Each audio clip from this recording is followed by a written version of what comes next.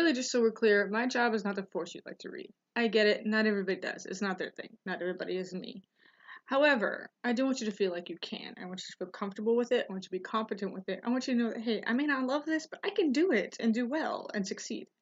So that's the whole point of this. It is part of the human experience. It's, like I said, a form of communication and teaching, and it's a form of exploration. So if you've got something you're not really sure how to play with, storytelling, and a lot of times it's sort of almost like a science lab in some ways. You get to kind of go in the kitchen or go in the lab and you can kind of play with this thing and you can go, oh, well, maybe this is a great idea, maybe it isn't, but you've done it kind of with a safety net. There's the only consequence is the time you put into it and it didn't work.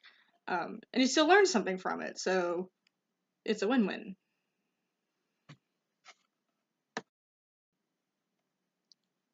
And just so we're aware, most of our topics are going to fall in different categories: context, through line, development, interaction, and creation.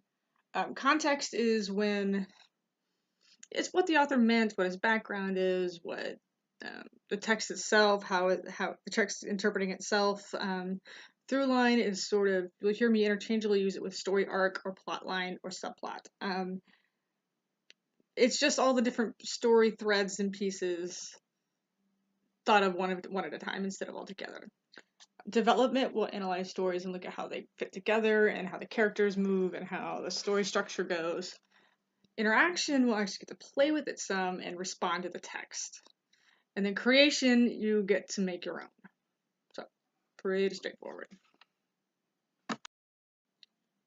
And again, our unit goals are to discover the author's cultural and personal background, genre, and traditional meaning. Character through line, the author's choice of structure elements, and how the reader gets information, when the reader gets information. That's always important. It matters when you get to know something. If you don't understand what a character is doing before they do it, then there's a lot more room for misinterpretation until you actually find out what the real reason is. And that can sometimes be that's a mystery element that's a lot of times fun.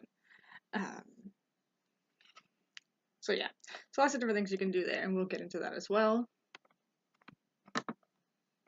We will also, like I said, analyze plot, theme, and setting, and how character and all that comes together, how the pieces come together. You'll actually get to decide throughout this course whether or not you think the author succeeded in what they did, in what they were trying to do. So not only get to decide what they were trying to do, you get to decide if they actually did well with it. Because sometimes you read something and you're just going, "This is a mess," and you know what? Sometimes you're right, and then and then lastly, again, we will take all these things we've been looking at, and your end assessment will be to create a story that uses conflict, escalation, all the story plot points. I want to see fully developed characters, and I want to see some nice world building. So we'll get into some of that. Yeah, stay tuned. Let's go.